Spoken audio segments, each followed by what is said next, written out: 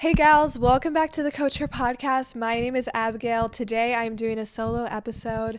I'm going to be sharing a personal story with you guys and how I overcame some conflict in my life.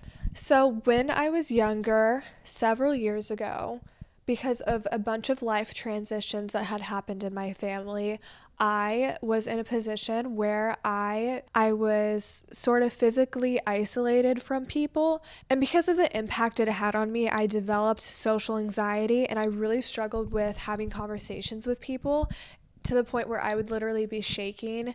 And it was so difficult because on top of that, with being bullied when I was younger, it really made me fear people sometimes, specifically like gals.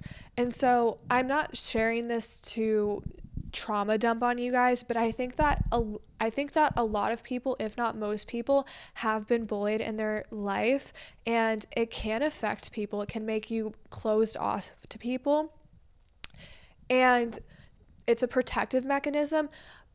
But when it's to the extreme, like it was for me, where you're shutting off everyone, it can be very harmful for you.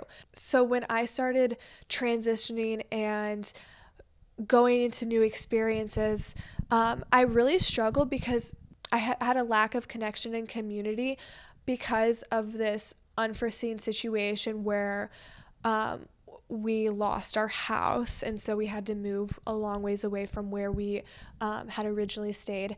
And one of the things that I realized from that was I had seen how important it was to stay connected with people.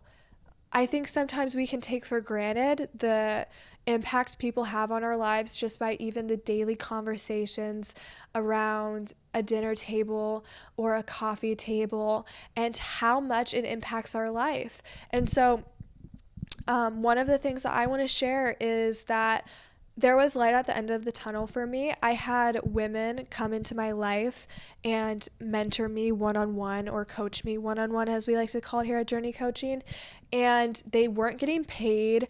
They weren't experts at life, but they impacted me. I remember seeking out women who were in the careers that I wanted to go to, or had the family that I wanted to have, and I really gleaned from them. And so I found that the people that you look up to, whether it's online or in person, have such a huge impact on you. And so, ladies, I say this because it's so important to recognize that what you're watching online, the content that you consume, the people that you talk about, the friends that you have around you, really do impact you. If there are friends who are being so mean to you, who are annoyed at your humor, who don't like you for who you are, then that can be a very harmful place to be in, because there's so many parts about us that are so unique and beautiful. If your friends are judging you for like the way that you dress or the things that you like, that can feel so hurtful, and it feels so disconnecting, and people need connection. And so finding people who are similar to you, who hold the same values as you, people who you want to be around. Like, if think about your friends, and honestly, like your boyfriend, like if someone said, "Oh my gosh, you're so much like them," is that a compliment to you?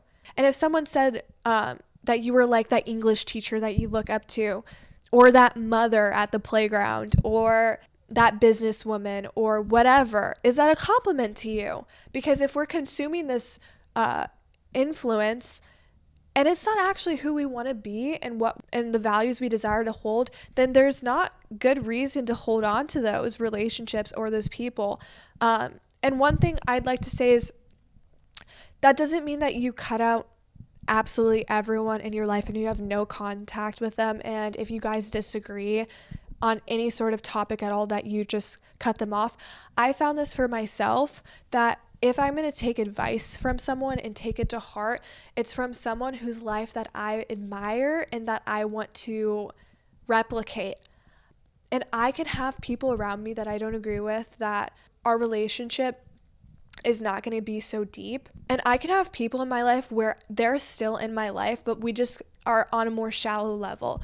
Terry, on the podcast we recorded, part 3 of what should a woman in 2026 be like, she had made this great analogy where relationships are like onions, or people are like onions, where you get to choose how deep you go. And it's important sometimes to go slow. If you don't know a person, it's important to just go for that first layer. And when they show you trust, take that second layer off and keep going until you find a relationship that feels helpful, happy, content, secure, safe.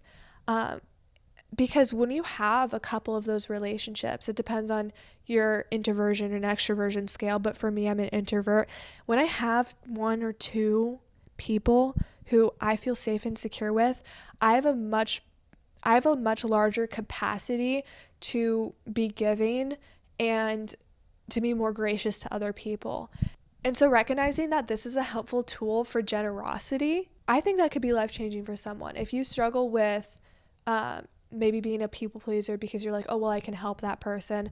Well, honestly, you might be more helpful by allowing them to stay a little bit further away, to put on more of those layers of that onion, and so you can have space to breathe. And then when you're with them, you can have your boundaries and be a light. Because sometimes setting boundaries, it doesn't mean just completely cutting someone off, but it's saying you're not going to be at the core of my heart or the core of my circle. So I hope you guys enjoyed this episode.